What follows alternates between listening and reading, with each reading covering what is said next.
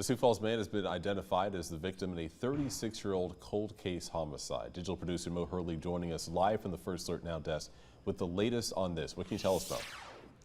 Hi, Sam.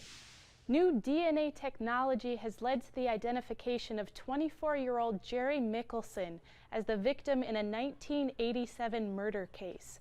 In October of 1987, Mickelson's body was found on a Forest Service road in Colorado, right near the Wyoming border.